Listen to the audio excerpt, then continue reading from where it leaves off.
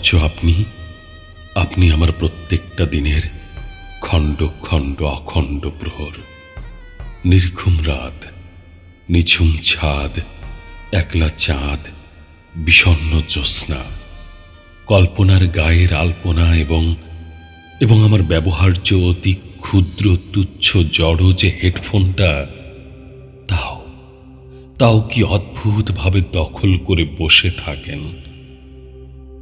আমার কপালের ছোট টিপটায় মিশে থাকেন,